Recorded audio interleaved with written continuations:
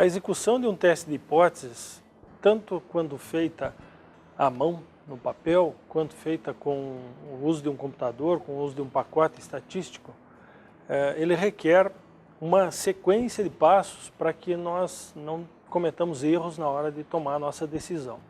Então, os passos para a elaboração do teste de hipótese são os seguintes. O primeiro passo é estabelecer hipótese nula e hipótese alternativa. Quem é a hipótese de ponto de partida e quem é a hipótese que nós vamos considerar caso a hipótese nula seja derrubada.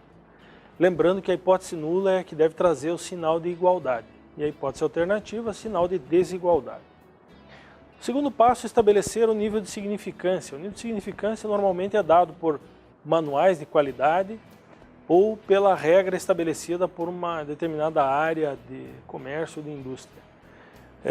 Estabelecida esse nível de significância, que vai ser a chance de nós cometermos um erro do tipo 1, nós vamos identificar o tipo de distribuição amostral, ou seja, se vamos utilizar distribuição normal ou se vamos utilizar a distribuição t-student, conforme nós já vimos. Um quarto passo é a opção de teste adequada, o cálculo que deve ser feito, tanto no caso da distribuição normal quanto da t-student, ou então utilizando uma planilha eletrônica, e tanto o cálculo ou a planilha eletrônica vão nos dar o resultado do valor P. Com este valor P, nós vamos estabelecer a nossa conclusão, vamos tomar a nossa decisão. Vamos aceitar a hipótese nula, caso o valor P seja maior ou igual a alfa, e vamos rejeitar se ele for menor ou igual a alfa. E vamos interpretar a nossa decisão. A interpretação dessa decisão é fundamental, é a parte mais importante. Não basta simplesmente dizer aceita essa hipótese nula ou rejeita essa hipótese nula. É muito pouco, né? Nós temos que fazer a nossa conclusão e relatar esta conclusão de acordo com o contexto no qual nós estamos trabalhando. Na empresa, numa pesquisa eleitoral ou o que quer que seja. E quando utilizar teste T ou utilizar o teste Z? Ambos são muito apropriados para testes para a média populacional. O teste Z é utilizado se a minha população segue uma distribuição normal, se a variância populacional é conhecida ou ainda se a minha amostra é relativamente grande ou tem um tamanho superior a 30. Caso contrário, né, em outras situações, com amostras menores do que 30, eu vou utilizar a distribuição t-student com os graus de liberdade.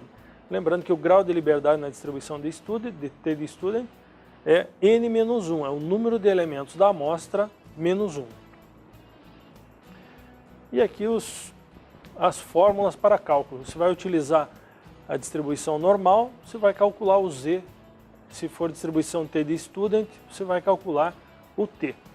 A conclusão é muito parecida. Bom, um outro tipo de teste muito importante, bastante fácil de se fazer com o uso do Excel, de planilha eletrônica, e muito difícil de se fazer à mão, é a análise de variância, ou também conhecida como ANOVA. Conforme nós já vimos, apesar de ter variância no nome, ele é, na verdade, um teste para comparar médias de 3 ou mais conjuntos. É um teste feito com um outro tipo de distribuição, a distribuição F de Sneddekor-Fisher. É uma derivação da distribuição normal, uma derivação da distribuição t-student, e nos ajuda bastante nesse tipo de teste. Bom, conforme já vimos, a execução desse teste usando uma caneta e uma calculadora é bastante trabalhosa, mas é muito simples utilizando a planilha eletrônica. Requisitos para se fazer a análise de variância. Todos os conjuntos que eu estou avaliando, que eu estou analisando, devem ter distribuição normal, ou seja, a normalidade é um requisito básico. Outro requisito básico é uma palavra comprida aqui, homocedasticidade. O que significa isso?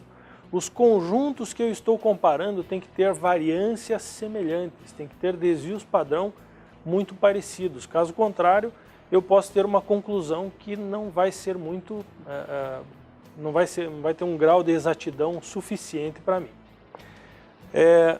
Um detalhe muito importante aqui é o tipo de teste que nós vamos fazer na ANOVA. Eu posso ter ANOVA fator único, fator duplo sem repetição e fator duplo com repetição.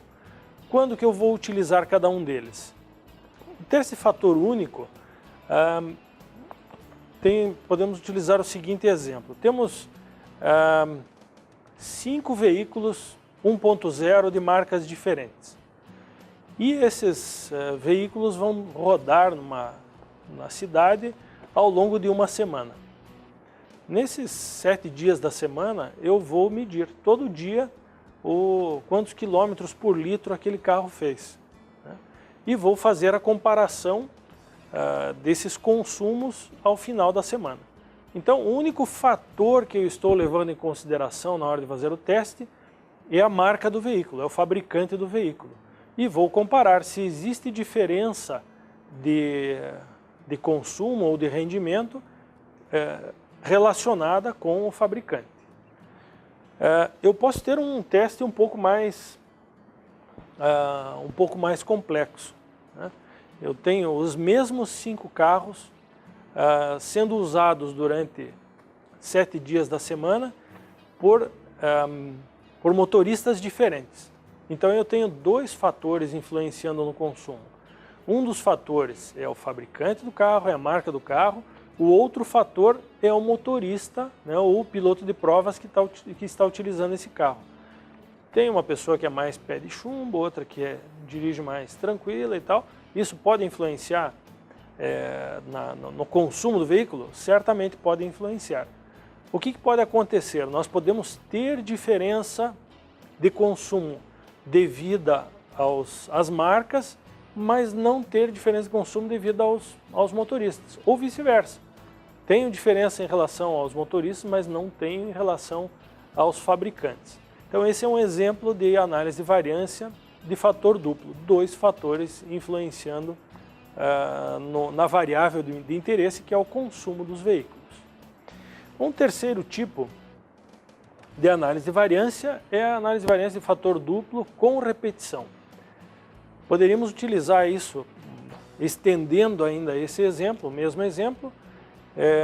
Eu vou fazer o teste com 5 veículos, com os motoristas, e daqui a 6 meses, depois de 6 meses de uso do carro, eu repito esse teste com os mesmos carros e os mesmos motoristas.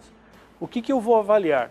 Se houve variação no consumo devido às marcas, aos fabricantes, se houve variação no consumo devido aos motoristas, ou ainda se houve variação de consumo na interação dessas 2 variáveis ao longo do tempo.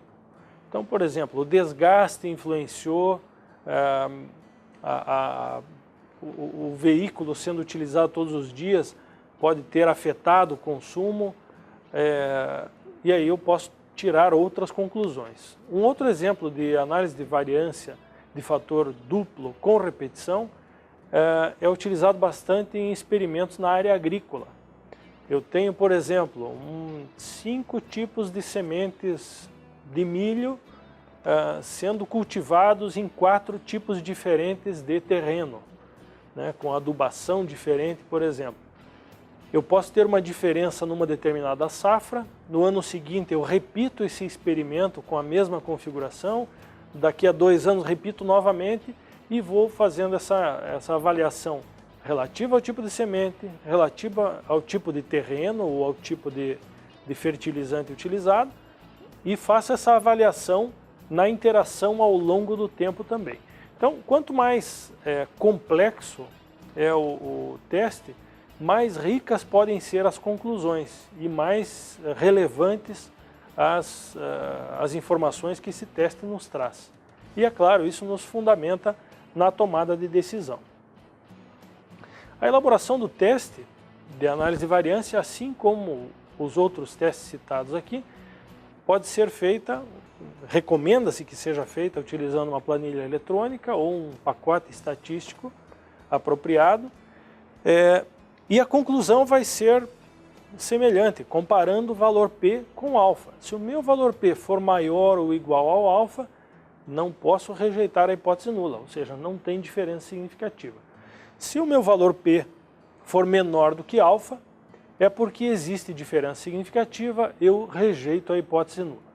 Então, com esse teste de análise de variância, nós encerramos a aula relativa a testes estatísticos paramétricos.